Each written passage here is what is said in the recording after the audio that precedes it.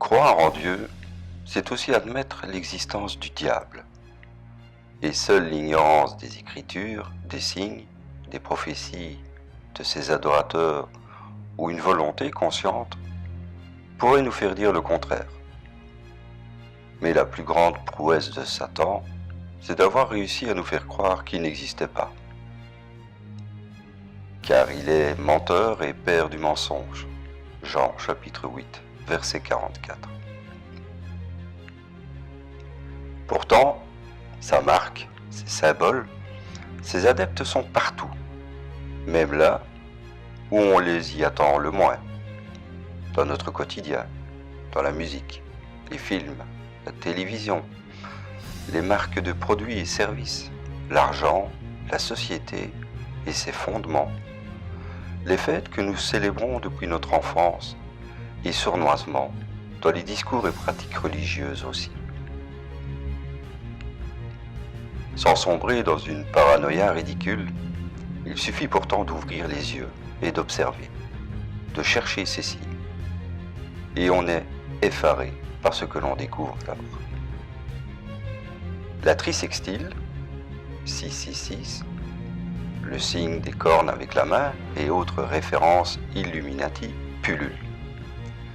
Non, je ne suis pas un complotiste annonceur de catastrophes hypothétiques, mais j'ai des yeux pour voir et des oreilles pour entendre. Pourquoi sont-ils de plus en plus facilement identifiables, si explicites? La réponse en est abominable. Ces monstres ne veulent pas seulement détruire vos vies, vos familles, vos enfants. En acceptant ces signes et en les ignorant volontairement, le libre arbitre, vous devenez complice de leurs actes et vous perdez alors votre âme et tout espoir. Si l'histoire sacrée et les témoignages écrits nous apprennent notre histoire, notre origine et notre rapport à Dieu, le mal a aussi son histoire, son origine et surtout son but. Mais avant de développer cet aspect, je vous recommande de consulter le livre d'Enoch, qui était de la 6e descendance d'Adam, rare ouvrage antédiluvien, racontant ce que lui montrèrent les anges lors de son enlèvement dans le ciel.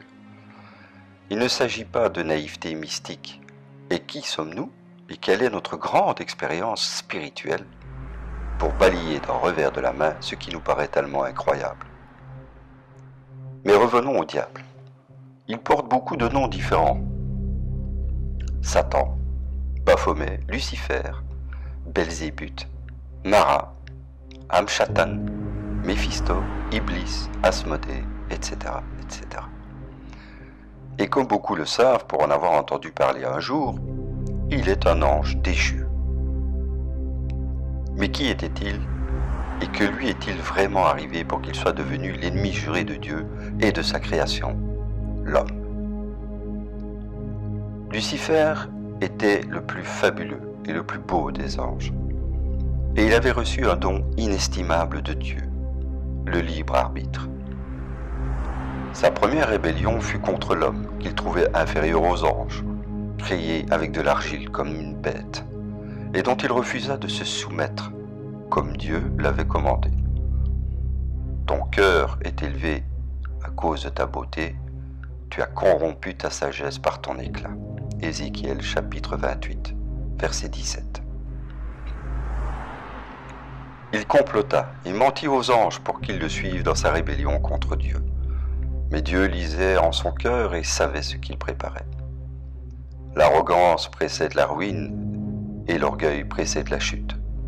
Proverbe, chapitre 16, verset 18. Alors il y eut un combat dans le ciel. Michel et ses anges combattaient contre le dragon, et le dragon combattait avec ses anges. Mais ceux-ci ne furent pas les plus forts et leur place ne se trouva plus dans le ciel. Et le grand dragon, le serpent ancien, appelé le diable et Satan, qui séduit tout le monde, fut précipité en terre, et ses anges furent précipités avec lui. Apocalypse, chapitre 12, versets 7 à 9. Depuis sa chute, Satan n'a qu'un seul but, notre perdition à tous, amener l'humanité tout entière dans l'abîme infernal, pour détruire la création de Dieu et le défier une dernière fois avant l'affrontement final.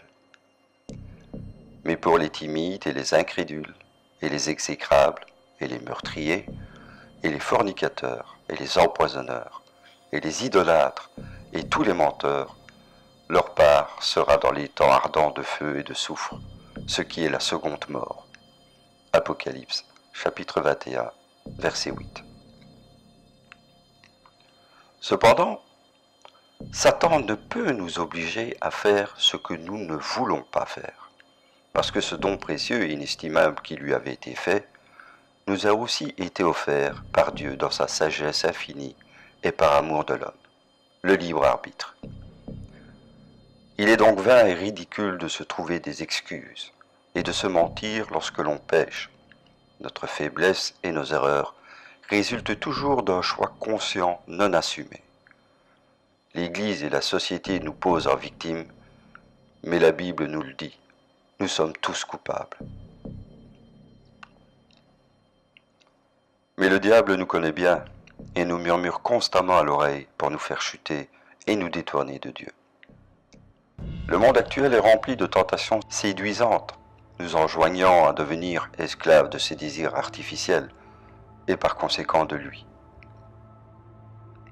Les biens matériels après lesquels on court désespérément, l'envie d'avoir comme les autres, ou mieux encore, l'avarice pour amasser sans rien offrir, la colère pour asseoir une position dominante au lieu d'aimer les autres comme soi-même, la jouissance, quelle qu'elle soit, pour un plaisir égoïste, semant le mal derrière lui, l'orgueil qui veut faire de nous notre propre Dieu, en nous attribuant une valeur que nous n'avons pas, la jalousie envers le bonheur ou les possessions des autres, etc. Nous avons oublié que nous sommes tous des enfants de Dieu, qui nous a fait ce cadeau merveilleux qu'est la vie, et toutes les choses qui nous sont nécessaires. L'expérience de la vie sur terre est remplie d'épreuves que seule une foi véritable et sincère peut nous permettre d'affronter sans se souiller l'âme et accéder au royaume céleste préparé pour nous par Dieu. Vous avez encore des doutes? Nous allons découvrir ce que notre société et tout ce qui la compose nous montrent sans que nous puissions les identifier. Entamons notre 5e voyage.